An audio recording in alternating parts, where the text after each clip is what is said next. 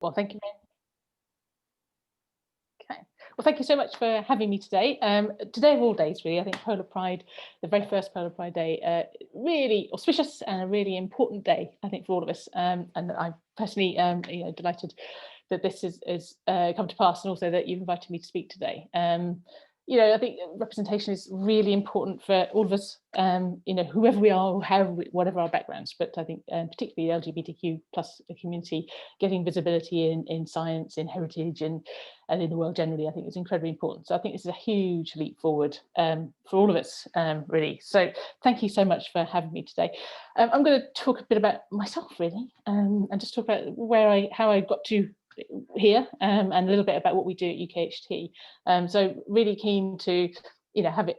I'll talk to you, and then really keen to answer any questions or have a discussion with you about any aspect of it, really. So here we go. So this is. Let's get this going. Okay, so yeah, Polar Pride Day, really important. Thanks, Bas, for loaning the image. Incredibly important that this kind of visibility is happening, and it's great to hear the conversation just before this started about the traction this is getting on social media and beyond. So, really wonderful to have the big institutions and the big organisations involved in Antarctica pushing this, and UKHT, we at UKHT are delighted to also be part of that. So this is me. This is probably 4 pictures that sum up my home life. So it's myself and my wife Natasha, and a menagerie of creatures, various sorts, who may or may not be allowed inside. But it's life is, like for all of us, is a rich and varied thing. And as Donna mentioned, you take a journey and you don't necessarily know where it will take you. But I started off, like probably many of you, as a kid.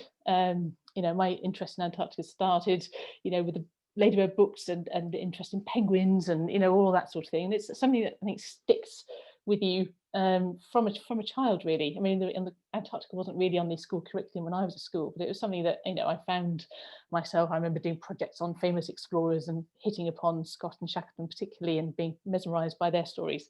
And they've kind of stuck with me my entire life, really. And whilst I didn't plan to work in Antarctica, it was something it was a distant dream. And I found that actually Antarctica kind of followed me around through my career, and has brought me to this point, which I was absolutely delighted to have landed this job a few years ago. But going back to the early 90s, I started my academic career in Edinburgh. I did geology. I'm keen on the outside. I'm keen on the landscape. I'm keen on understanding what the land beneath our feet and the things around us. So doing geology in Edinburgh, not many places in the world that you can do your degree on a close proximity to an extinct volcano, or even 2 of them. So really wonderful place to have studied there. And I really enjoyed that. And it was a really interesting 4 years, and it really consolidated my interest in geology and the world around us. But also when I came towards the end of that and thinking about careers, what really struck me was about communication, and was a lot of my peers ended up in the oil industry. There's quite a big oil and mineral exploration kind of element to the course in Edinburgh, but also there was a good component about science communication. And that sort of thing. And that was what I was really interested in, was about how one can share this extraordinary knowledge and extraordinary world around us with as many people as possible. And so I kind of hit upon, and I volunteered actually in the University Museum with Peder Aspen in the Coburn Museum, and I helped look after fossils there. And I thought, this is a career I could fancy. So I kind of decided, my marker in the sand, was I was going to become a curator of geology, and so I tried to make that happen. So I took a year out. I left Edinburgh and moved to Glasgow, actually, and I spent a year volunteering at the 2 big museums with geology collections in Glasgow, so the University of Glasgow Museum, the Hunterian, and Kelvin Grove Museum and Art Gallery. And again, working behind the scenes with the curators of geology there, just familiarising myself with collections, understanding how they're looked after, getting to understanding how they're presented and communicated. And in those days, it was still a bit dry and dusty and taxonomic. And it was at the start of the revolution, really, in museums, about how collections are presented, and no longer actually today a rare thing is a kind of taxonomic display of minerals. There are few around, happily, but in those days there were many more, and it was the world was starting to change, and it was more about taking thematic approaches to communicating these scientific ideas and presenting what to most people are grey old dusty old rocks, but to some of us who are initiated in the dark arts of geology are wonderful mesmeric items that that we are bursting to share. So I did that for a year, and then I trottled off to Leicester and did museum studies. So in those days, you know, it was almost essential that you did a postgrad in museum studies to get that kind of training in the nuts and bolts of understanding what museums are all about. And that was everything from kind of the foundations of the idea of a museum, going back to kind of classical times, to through the foundation of museums and the surge in museums in the Victorian era, right up to the present day, as well as the kind of practical things about collections management and museum databases and museum education and management and that sort of thing. So, and conservation. So there's a whole gamut of things, so very practical, very lots of visits to lots of museums, opened my eyes to museums beyond geology museums, you know, as if there was anything else, and just really broadened my horizons in terms of understanding how, you know, interdisciplinary presentations of collections could work as well, and how physical spaces play an important role in the communication of ideas and heritage and science, particularly from my point of view. So really interesting year, had some great peers who, you know, we've travelled up through our careers together and kept in touch, and some of them. It's wonderful to see, you know, for example, Liz Hyde is the director of the Sedgwick Museum, and she was on the course with me at the same time in Cambridge, and others who are around and about. So it was an important moment, and it was Leicester at that time was the only museums course that had a science kind of module or specialty. So it was an essential place to go. So very much enjoyed it. It was good, and it sort of set me on a path. And I think that with my volunteer experience for the previous year gave me a good grounding. And I was lucky enough to land my first role with nothing to do with geology. I ended up in the Scottish Football Museum at Hampden in Glasgow. So I was living in Glasgow, and I had a very, very short contract there, just helping with designing some displays around the junior football league. So you might have heard the Scottish Premier League and all that kind of thing. Well, go work your way down the leagues and you end up in junior football, which is the likes of New Lanark and all sorts of tiny teams, Sunday league sort of teams. And I made a display on those and did a lot of social history interviews. And this was what was great about this, is that it was so far removed from history of science or study of geology or presenting the Earth history to people. It was such a different discipline. So going to interview somebody that was a witness or at the Ibrox disaster, was the fire in the 1970s at the football stadium, and just understanding how people's perceptions of the past, perceptions and their perspectives, I think, on particular things and what the material culture, the objects mean to them. So, you know, football shirts, you know, put on here are iconic and they mean a lot to a lot of people.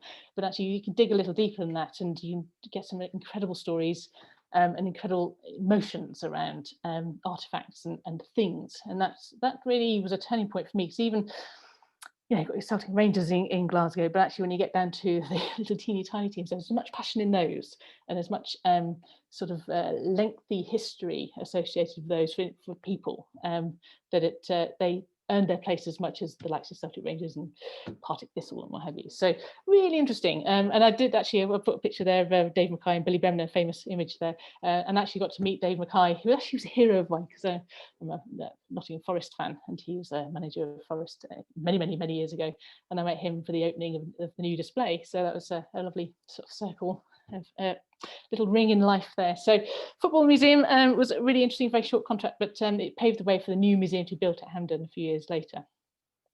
Then I moved on to the Museum of Scottish Shale Oil Industry, as it's now called. It was called the Almond Valley Heritage Trust at that time.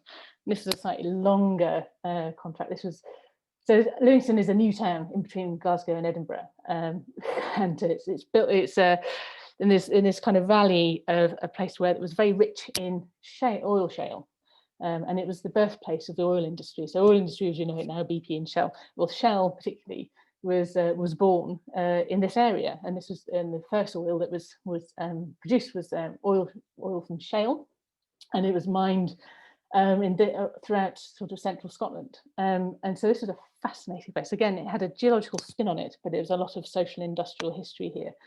So bringing together these different disciplines to tell a compelling story and trying to bring in not just how things were mined and all that goes along with that, but also what the outputs of it were. So the paraffin that came up, and the history of paraffin young, and the use of paraffin oil and all these other products that came from it, and then how it impacted people's lives. And it went from everything from, say, mining and the hardships that, and the heavy industry of, say, the Broxburn Oil Works, you've got an image there, to kind of the social history and the kind of the galas they had, and the role of women in these societies, and what society was like in these small towns throughout central Scotland. So again, fascinating bringing together of disciplines to tell, and bringing together objects, an awful lot of oil lamps, I can tell you, in that collection, to tell some really interesting stories about people's lives and the history of a place in Scotland which, since the demise of the shale oil industry in the sort of 1930s to 50s, really lost its way, and Livingston became one of these new towns built in the 50s and 60s,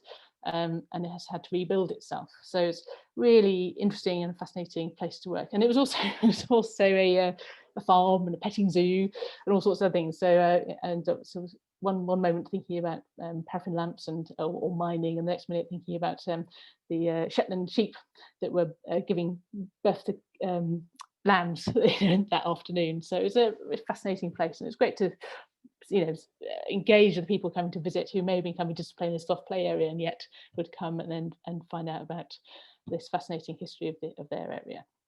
So again, so that role, I was looking after collections, but I was also digitizing them. So this is when was this? The late 90s, when digitization of museum collections was really starting to take off, and the use of imagery and films and things, and the creation of kind of learning resources was really starting to grow. So this was it's again a pivotal job for me in how digitization of things can be important, and how digital resources can be used to engage more people than just those who visit your premises, if you like.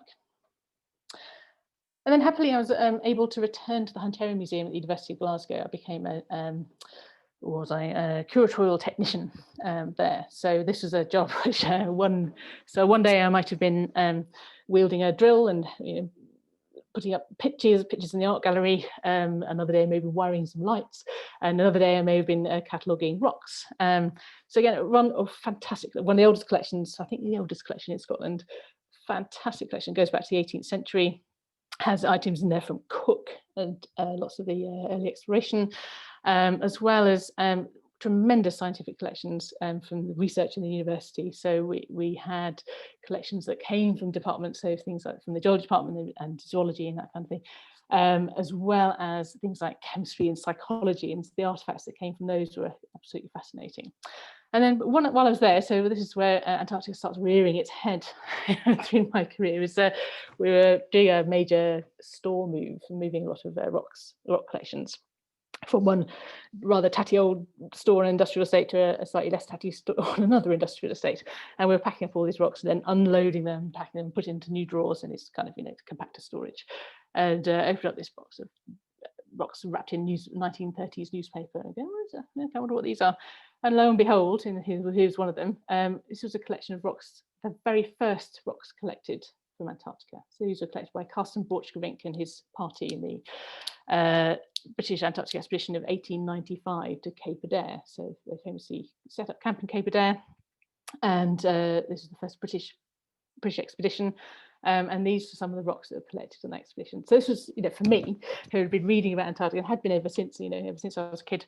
It was just like, incredible. And not only see these very, very early rocks, with those beautiful handwritten labels, slightly nibbled by mice in the top right corner there. But anyway, the next little box of rocks I found were collected by James Wordie on Elephant Island when they were marooned during Shackleton's expedition in 1914 to 17. So again, just stopped me in my tracks, really. These rocks hadn't been unwrapped since the 1930s, because it was still the 1930s newspaper they were wrapped up in. And we, opened these up and went, oh my word, nobody knew they were there. And we traced back, we did the history research and traced them back to J.W. Gregory, who was a very foremost scientist and geologist at Glasgow University, and he'd acquired these. so it was just phenomenal, and we were able to make a bit of fuss about them at the time, and it was wonderful to have these and look after them properly, rather than just leave them in a cardboard box wrapped in newspaper. But again, you know, it was just one of these things where that brought home to me again how objects, even if they're little grey bits of, schist and phyllite, how these can be so powerful. The stories that go around them, it's not necessarily the thing itself, it's actually the context and the story and how they got to hear it. So absolutely fascinating and so moving. So that was, you know, that was wonderful. And the other thing at the Hunterian, so I developed some other interests that I continue today is I'm a gemologist. I pass exams in gemology and I can grade your diamonds for you. And it's something that I've thoroughly enjoyed when I was there. And also did a major project with the Anatomy Museum there and did an awful lot of work with pickled body parts, and that, you know, was an extremely fascinating aspect of work there, working with anatomists and pathologists there. But the 18th century collections of pickled body parts that tell a story of an understanding of medicine, an understanding of anatomy and comparative anatomy through the last two or three centuries. So really interesting, and again complicated. So looking after these things in what was the 18th century stuff was actually preserved in alcohol, but some of them had then been re-preserved in formaldehyde and all that goes with that, and then we're re-pickling them in alcohol. So there's loads of technical stuff, but also just the absolutely fascinating nature of the objects themselves. And this kind of opened my eyes again to kind of museum ethics and thinking about the types of collections we have, how you look after them. And these are people's bodies, you know, these are human remains, so, you know, the particular sensitivities around that, and how important it is to think about and to act visibly and responsibly with things like this, because these are bits of people, and it's important that, you know, they're preserved and presented with respect, with sensitivity, but also with the purpose in which the collection was put together. So this was a scientific collection, it was all about understanding anatomy. But of course, within that collection were also cultural remains. So there were things like Maori tattooed heads and things like that. And so dealing with that kind of thing, engaging with the communities, representatives communities that may have had good state of claim to these things was also starting then. So really opened my eyes to museum ethics and understanding you know, the responsibilities you have when you're looking after heritage and collections and things, beyond just the practicalities of making sure they don't decay. So, you know, really interesting, and these things have kind of stuck with me through my life, really.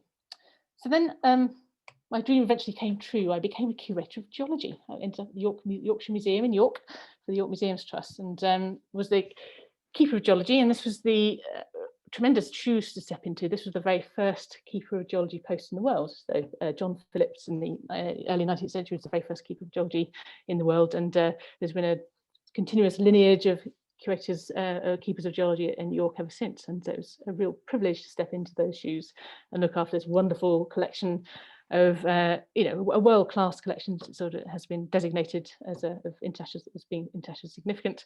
Wonderful fossils, particularly Yorkshire coast fossils, and the dinosaur, the marine reptiles and things like that from those horizons. But also a wider collection of things like minerals from northern England. Those any of you who are mineralogists, you know, will know the wonderful Weardale fluorites and Ulster Moor minerals and things like that. So really fantastic collection there. But again, Antarctica reared its head again in here. We did an exhibition called The Ice Age, and it was about ice ages, but also we brought it home to understanding the polar regions a bit more. And so this was the entrance to that display, the mountain of fridges that we put together. And we worked with an artist called Craig Veer, who was one of the best artists in residence in the 1990s, who went south and did lots of phenomenal recordings of the Antarctic. And not just, this wasn't the wind and the waves, this was extraordinary sounds that he found within crevasses and at streams and all sorts of things. So he made these phenomenal recordings. He actually created a symphony from them, but he did a soundscape for this exhibition for us as well. So it was great to bring together these, you know, for this exhibition particularly, was to bring together these disciplines, to bring together kind of contemporary music and composition with heritage collections, and tell a story of, you know, the last 100,000 years of changing climate on our planet. So, you know, just great, and a wonderful, wonderful job, and a wonderful, wonderful organisation and collection, just phenomenal. So I was there for 4 years or so, when management called, really, and I ended up going to Leeds Museums and Galleries and became the head of collections and programmes there. So this was a real step up, much bigger museum service, responsibility for 9 museum sites and heritage sites, from art galleries to stately homes to industrial sites to historic abbey remains. So really diverse, and massive collections, most of which are stored in this place called Discovery Centre, which is where my office was.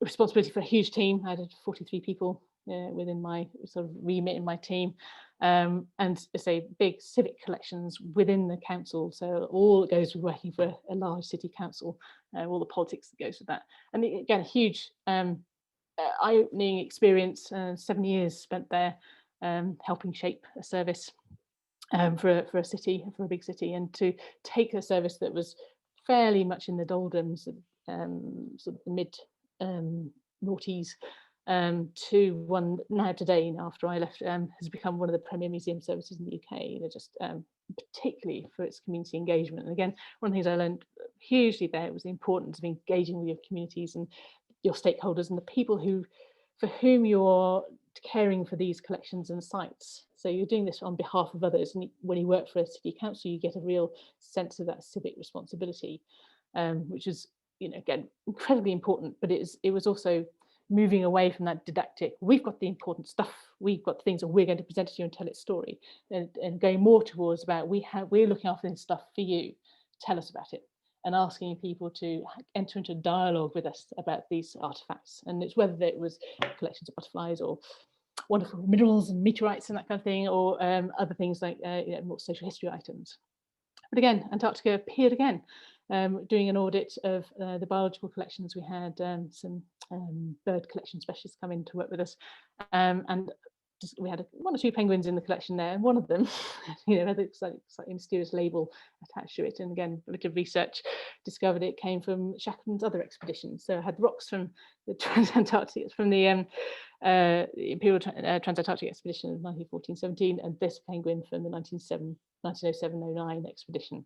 So again, amazing just to see these things appear that had not been noticed before, and for us to make them real again and give them some profile. So it felt inevitable that Antarctica should continue in my career, and it was in 2014 that this job came up. And I'd already, when I was graduating from university, I sort of remember going on the BAS website and seeing if there were any sort of museum-y type jobs at BAS, and there weren't really. Even Hilary, of course, had been the custodian of the collections at BAS for many years, but there were no real sort of heritage type or museum-y type opportunities really available at BAS. I can't put that to one side.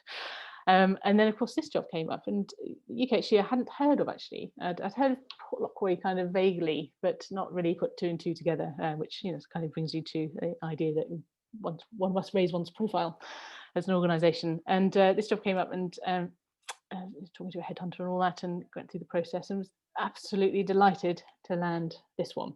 So it kind of brought together all the things that I kind of learnt so far, all the things that I had been aspiring to, and it brought together, passion for Antarctica, passion for heritage, and passion for looking after, our past and presenting that in interesting ways to people.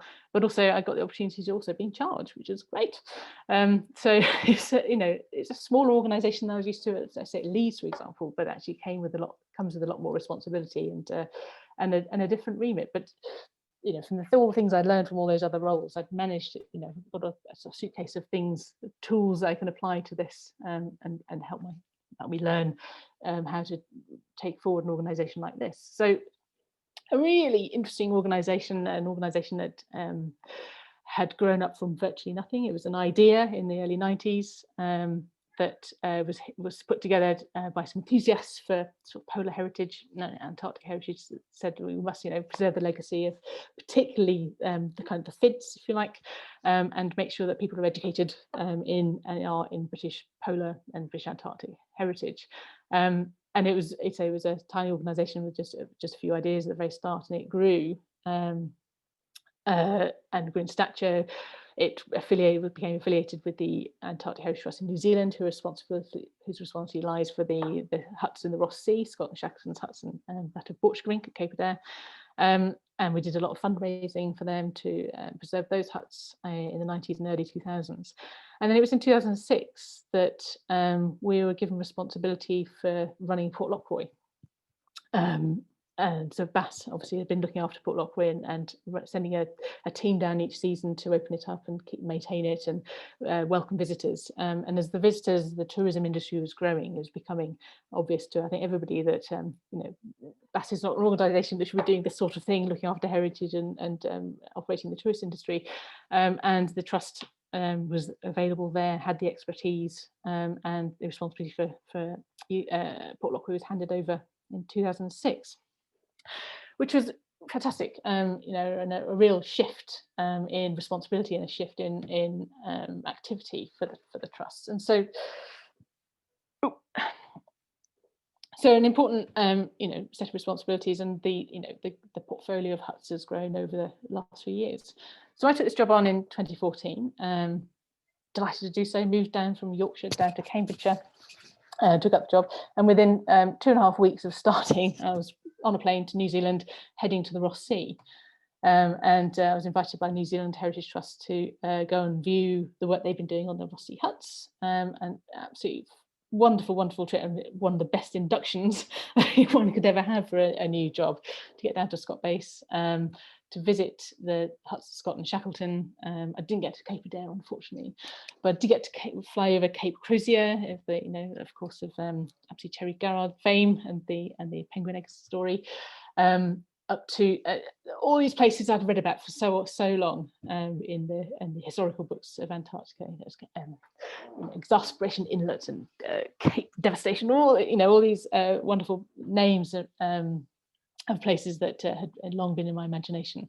And I suppose it sort of culminated in camping at the foot of Mount Erebus outside Scott's hut, and thinking, this is truly, for me, a dream come true, and really, a phenomenal experience, and one that really shaped what I then have brought to the role. I think, thinking about the scale of the place, getting that whole sense and the emotional impact of Antarctica, and that has really driven what I've been trying to do since in the trust, in terms of communication, storytelling, and evoking this extraordinary place that very few of us are privileged to ever visit.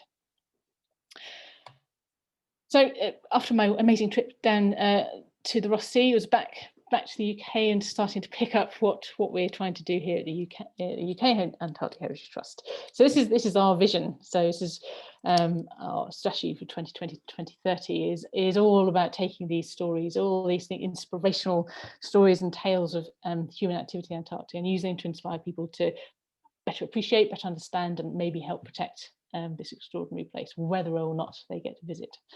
So we're taking these stories, these places. We take very seriously our responsibility for looking after 6 historic sites on the Antarctic Peninsula, but also how we use those as the springboard for storytelling and for engaging people with those broader ideas and broader stories of the British and experience in Antarctica particularly. Of course, and conservation is one of the biggest things that we do. It's a huge responsibility. It's a huge task. It's very challenging. I've looked after buildings and collections things my entire career, but nothing quite as challenging as this. These are sort of temporary buildings built in those hostile environment, and they just want to decay. So it's our fight really, is to keep these things going, to keep them upright, to keep them in good condition, and to preserve the things inside them. Of course, those who are not familiar, we look after 6 historic sites on the Antarctic Peninsula, and these are 6 of many former science stations run by BAS and its predecessors, so back to Operation Tabarin through the FIDS era. And 7 of them have been designated historic sites and monuments, and we have responsibility for 6 of them. And they, as you can see, are spread down the peninsula right down into Marguerite Bay, so neighbours of Rotherham. And they go back to the origins of BAS, of course, with Operation Tabarin in the 1940s. really important history, I think, to many of us, around on the screen today, and formative and pioneering, I think, in Antarctic history, about, in terms of the first British science station, the wintering stations, all that goes with that, not only the science but the geopolitics and the human experience, so important. And then, so the 6 sites to look after. These are the earliest ones. So Port Lockwood, obviously, Base A. There's Wordie House, which is on a very old site, but also on the site of a former hut from the British Graham Land expedition of the 1930s. Then into the kind of sledging and exploration era, so of Detail Island and Horseshoe, so these sledging huts further south. And then to the kind of more modern era, which is Stonington Island, again, sledging and scientific base, and then into the era of flight in the 1970s with the Damoy hut.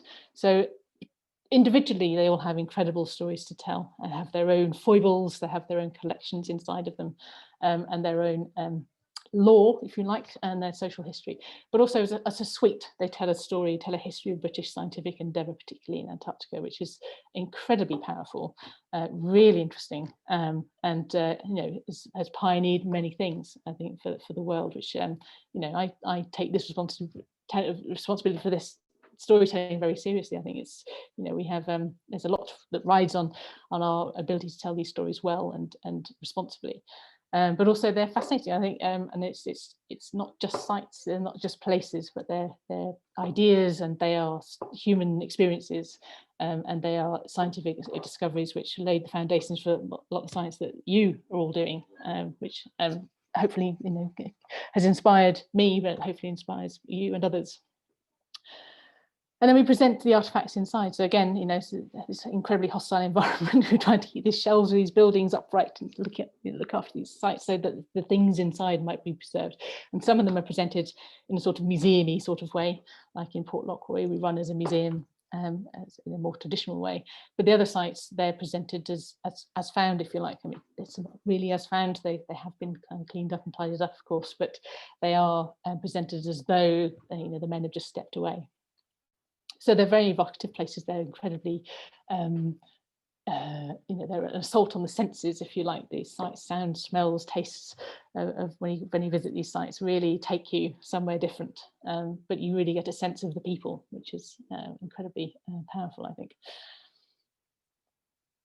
And what we do is we welcome visitors. So people just like this will visit on cruise ships to all the sites, mostly to Port Lockwood and Damoy. They're the most accessible, but they do also visit the other sites. And we send a team down each season to run Port Lockwood, and they run the museum, they look after the site, they welcome visitors and interpret sites, they sell them postcards and stamps and run a postal service, and we have a small gift shop as well, which creates a lot of revenue for us for each year.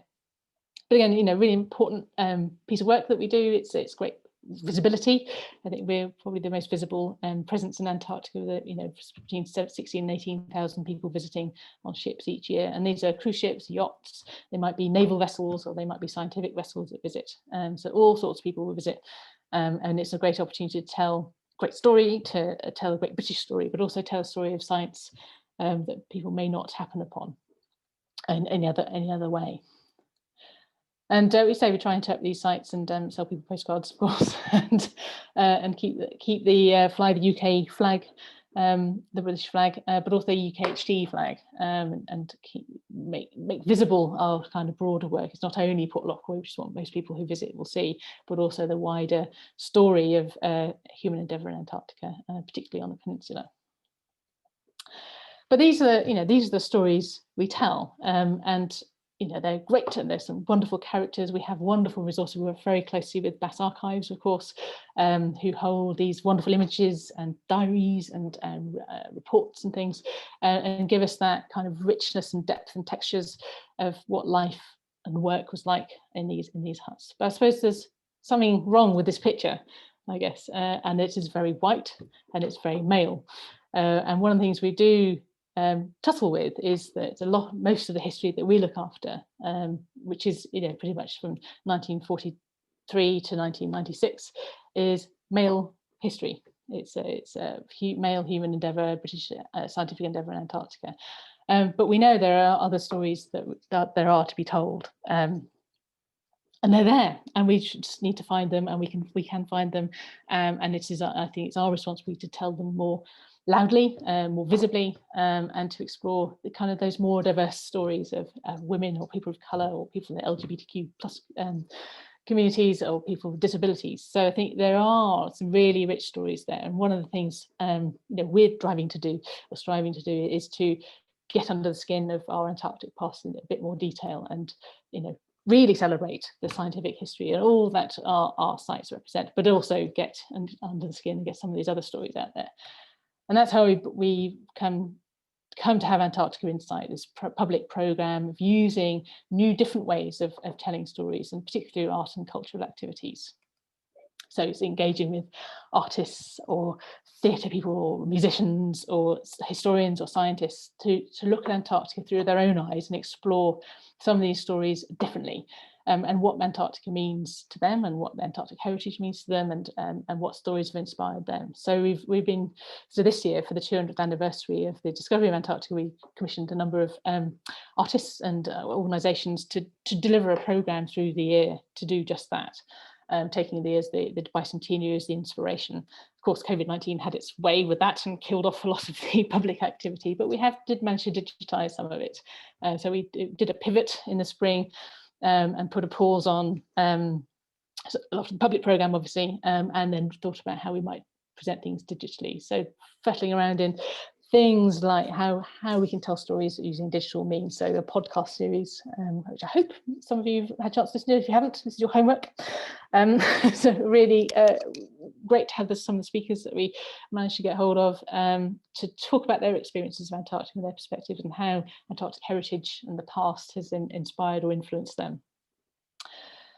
Also looking at educational activities and working with the British Science Association, looking at how schools resources, and but also accessing the network of British Science Week and British Science Festival organisations across the country. So we managed to get a few activities in before the lockdown in March, but we've managed to engage with a number of organisations nationwide to look at Antarctica as a theme for this year, and they took up the baton wonderfully, and so we had a number of kind of online events with them through the year. And then it's engaging with other organisations in a different way. So taking, so Matthew Herbert did a piece with the London Sinfonietta week before last, called Melt. And that is some ice and water from your labs at Bass, which was good to be able to facilitate. And there was a new piece of music created by Matthew Herbert and some young people from North London to look at the plight of the ice and the impact of melting ice, I suppose, on the planet.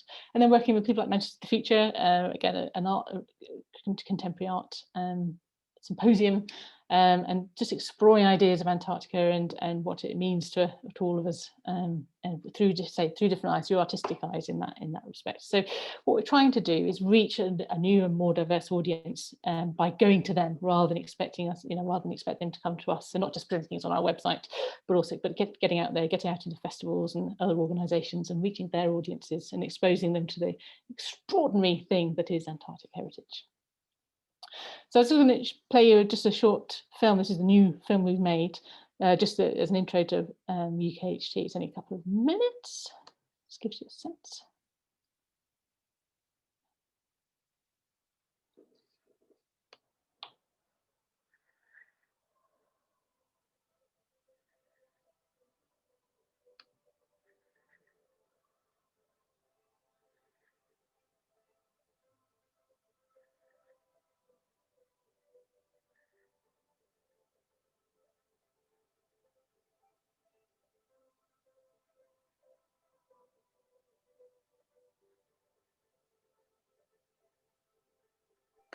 If this is supposed to have sound, you sometimes have to click something on Zoom that says use computer sound in presentation. I can't remember where it is.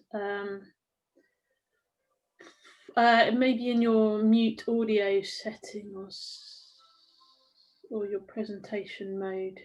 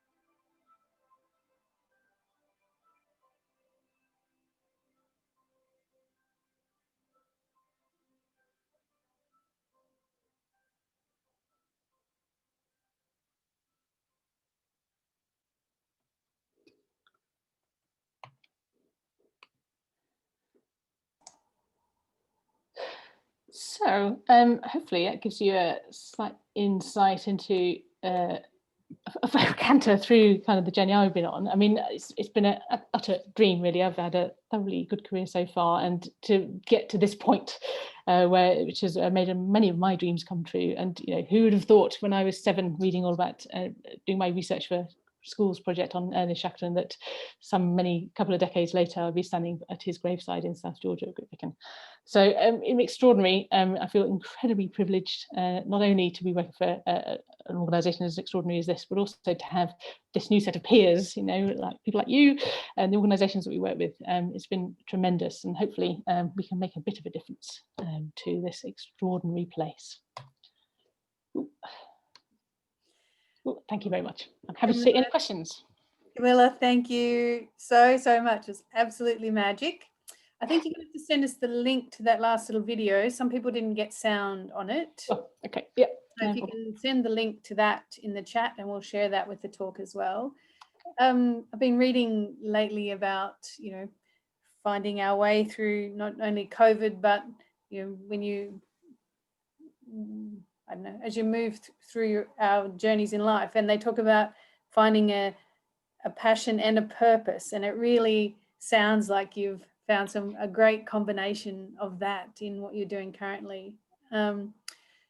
Thank you so much for sharing that. It was absolutely fantastic. Does anyone, we might get you to unshare your screen. Sure. I can see you've got one. Thank you so much, Camilla. This was goosebump-inducing stuff. I mean, those ancient samples of, the early rocks, etc. It's just absolutely beautiful. And thank you for giving us such an insight into your story as well. Really wonderful. I also was wondering what you thought, given that we have these challenges with travel at the moment with COVID, which makes it very difficult for people to experience the Antarctic through tourism, etc., and also the concerns about carbon footprint of traveling, etc. It's fantastic how you are moving to all these new platforms to still keep the storytelling going and the engagement going. What role do you think could virtual reality play in that going forward? Oh, I'm glad you asked. Yeah, I mean, huge, I think. We some of you may know, but not all, I'm sure. We have been, as part of our conservation program, been capturing the sites using 3D technology, so photogrammetry and terrestrial laser scanning. So what we're trying to do, it's twofold, really. One is to capture the sites in such detail that we can actually visit them without visiting, to make decisions about their care. So, and what, for example, you can take every measurement you like when you're on site with your tape measure, but you'll always forget to take the one you actually will need when you get home. But if you've got a really accurate model, a 3D model, you can actually take those measurements virtually and get a good idea for your kind of quantity surveying for how many planks you need or how many rolls of felt.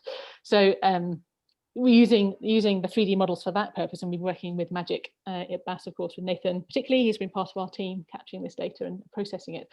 But the other aspect of this is actually to use these models for public engagement. So we've teamed up with Ruskin University and 3 or 4 departments there, actually, from computer gaming to storytelling to business, to develop a 3D virtual immersive experience. It may be virtual reality, it may be augmented reality, we'll see.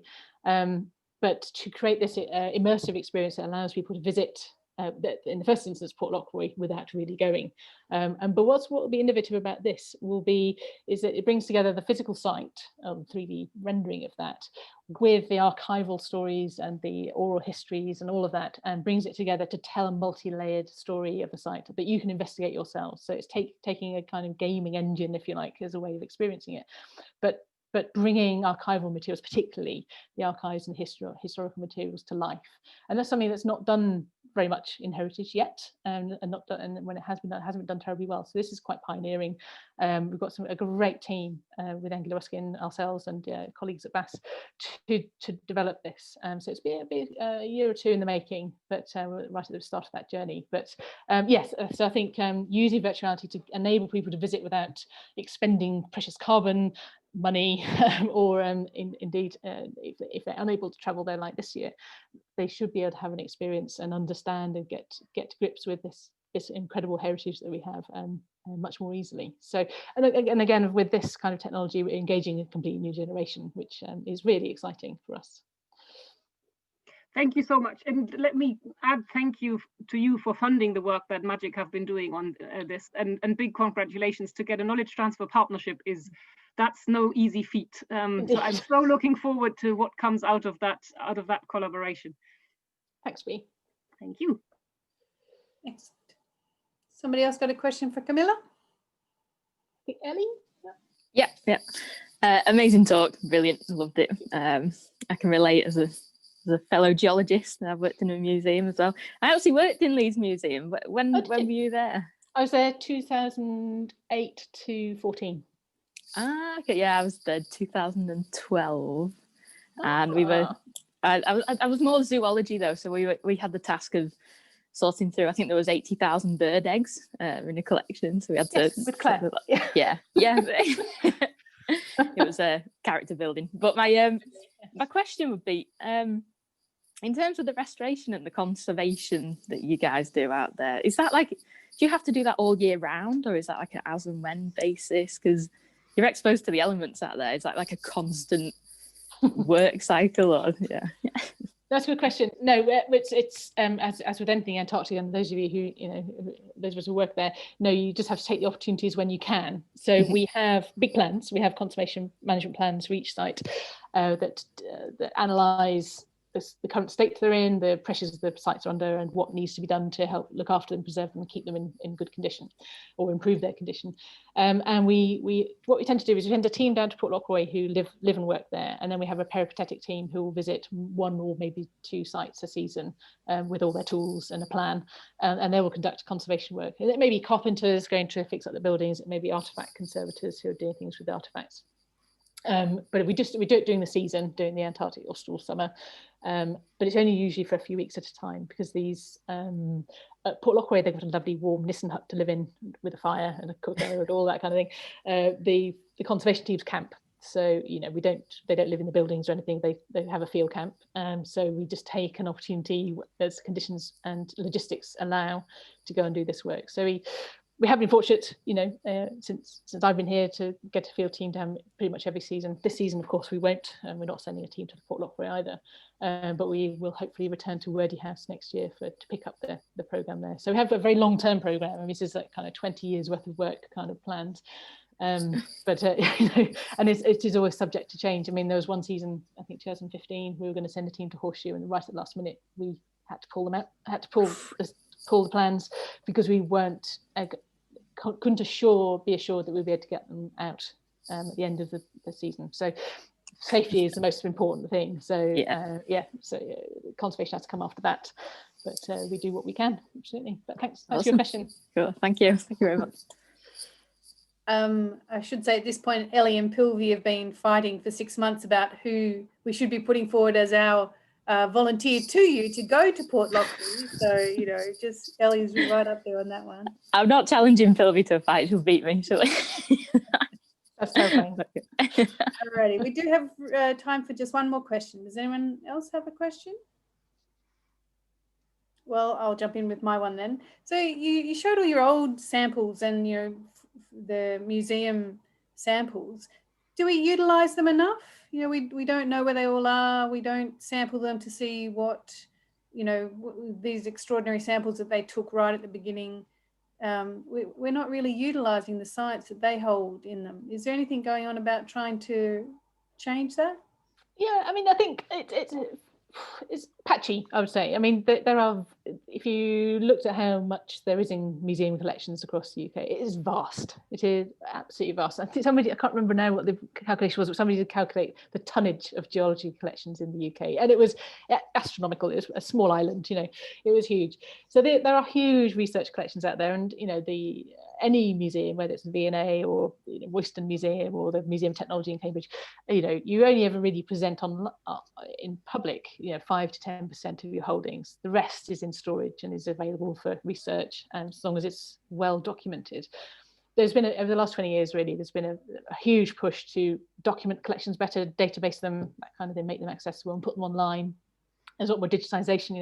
One of my very early jobs was digitizing the shale oil industry collections to get those online. So the more of that happens, the more that these things can be shared. There's a lot more kind of crowdsourcing going on now with museum collections. So for example, herbarium collections, as you may, big sheets of pressed plants usually with a lovely label on them.